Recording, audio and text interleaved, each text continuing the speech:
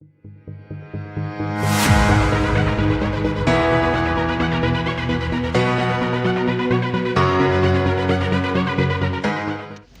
hi everybody, and welcome to Reef Bros. My name is Miguel, and this is Kendra. This is my boy. He's one of our junior anglers. Okay. First and foremost, I want to say thank you to everybody who's been liking and subscribing to our channel, liking our videos, and thank you for the guys who've left the comments. Thank you very much. We do appreciate the people interacting with us. Thank you so much, and a special thanks to our sponsor, T-Line. For sponsoring us with the necessary line and leaders that we need for when we do our lead fishing and fishing in general. So in today's demonstration, guys, we want to reach out to the first time anglers out there. And when I say first time anglers, I mean it's the person who wants to go fish, who just got a rod and a reel and not sure how to go about setting it up, you know what I mean? So what to do and where to start off with. So the perfect setup, my boy will show now what we feel is the ideal setup for the first timer. Okay, so Kendra, can you please just demonstrate a normal setup and what you were doing? So that's a two-piece medium spin rod. It's a medium action rod by Adrenaline. It's a 12-foot rod.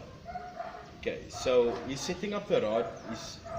Okay, and then what he's going to do now is he's going to look through the guides to make sure that it is set straight for his line not to tangle. And how he does that, he measures, he looks from the part where the reel goes on the butt, from there, and then straight down the guides, someone to make sure that it is straight. Okay, so once he's got that, he'll set up his reel onto his line. Okay, so this is a grinder setup, gentlemen, ladies and gentlemen, sorry, boys and girls, young and old. So this is a grinder setup. So what he's doing now is securing his reel onto the rod. Okay, so all the rods today, they have these rings, these screw rings on it to lock it all in place. Okay, so that is basically what he's doing now.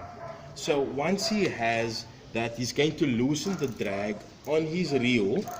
Okay, and the reason why he's loosening the drag on his reel, and that is just to release the tension so that he can lead his line through the guide so that he can then set up his hooks and traces. Okay, so that's what he's doing. Let me just give him a hand. Sometimes it is better when there's two people to do this, but if you're alone on the beach, then you're going to lay your rod down on a secure place. Make sure your reel does not go in the sand. That's vital, because all that sand will then go on in it, and it will mix with the grease inside, and it will actually damage your gears and bearings inside your reel, and you really don't want it, especially while you're fighting a fish. And also, just a note, everybody, when you're fishing, make sure when you're done and you get home, just wash off. If you're using braid, wash off your braid, wash that saltiness off, wash your reel and your equipment off, just so that it can last longer. You know what I mean? Let's take care of the equipment, because I can tell you it is quite pricey to buy, to maintain, but it is what, if you look after it, it does last long.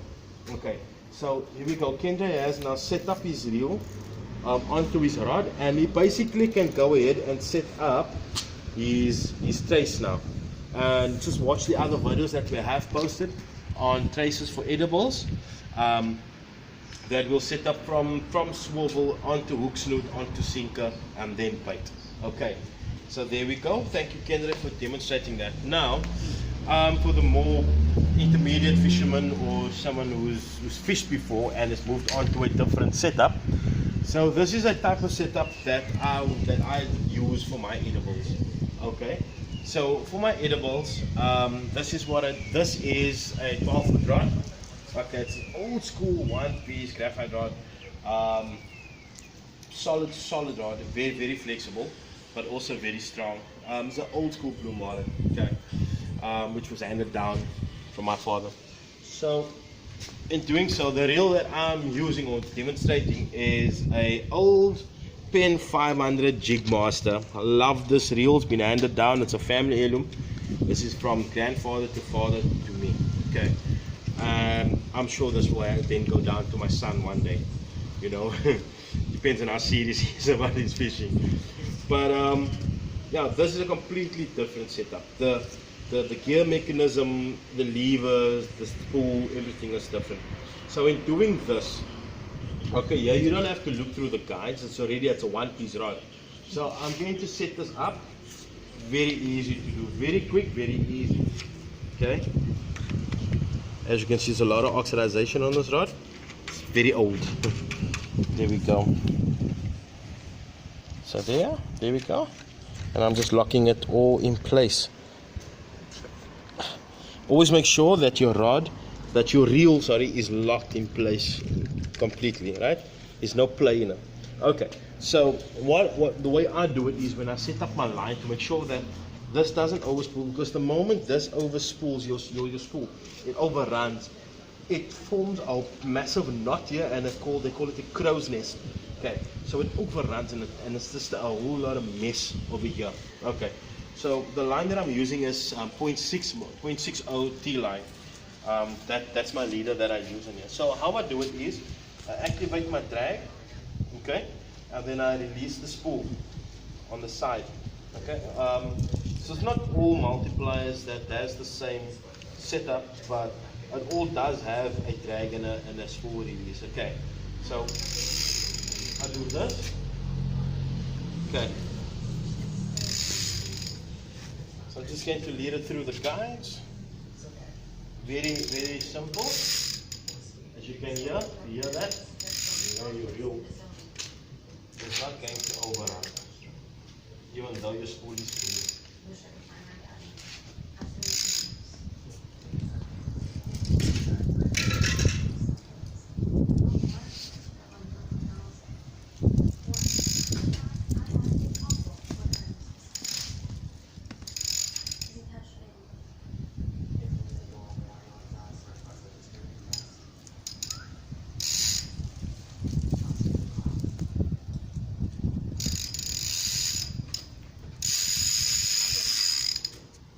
There you go.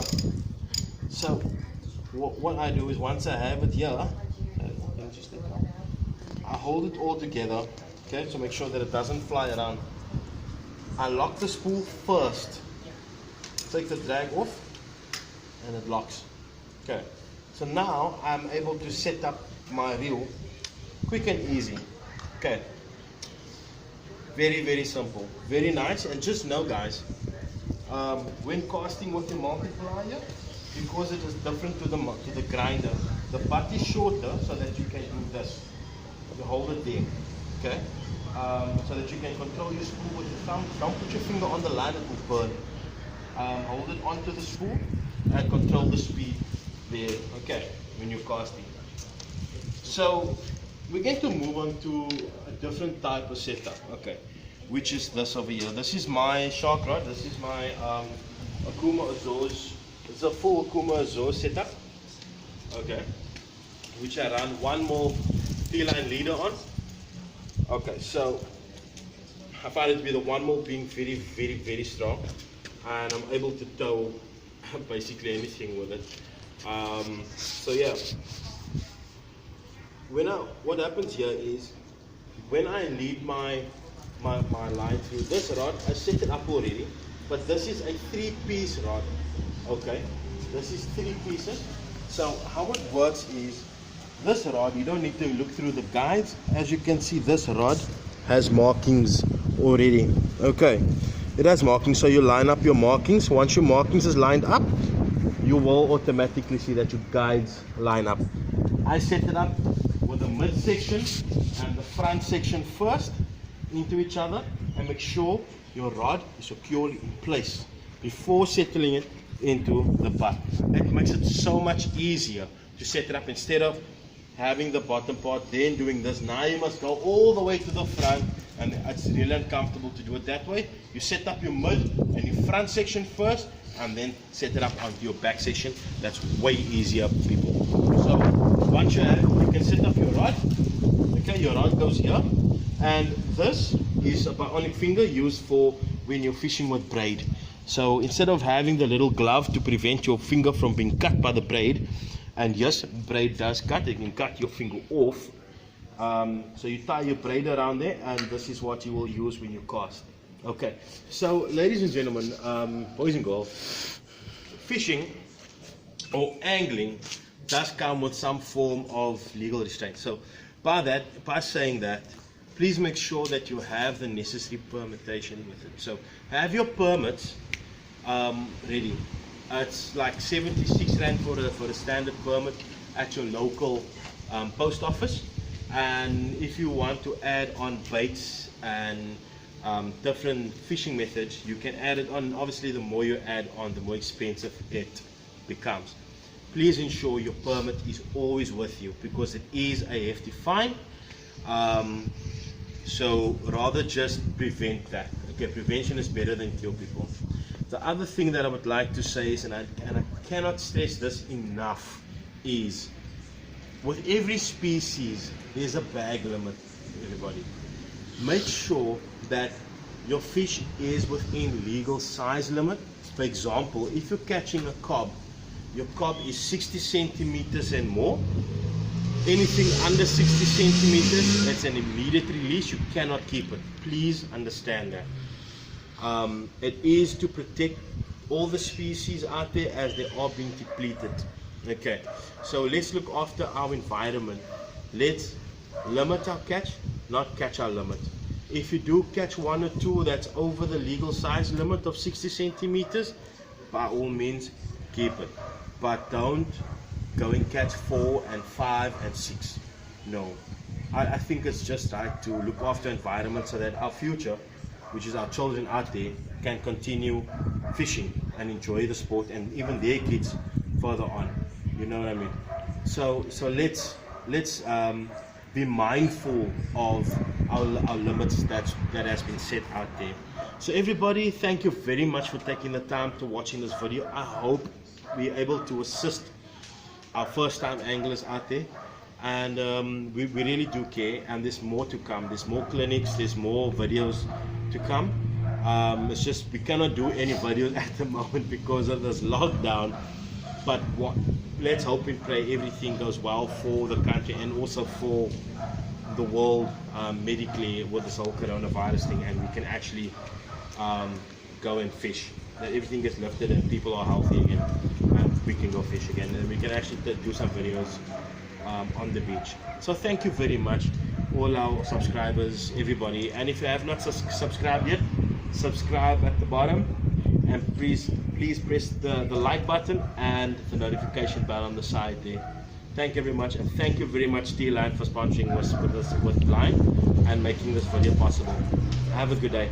Tight lines.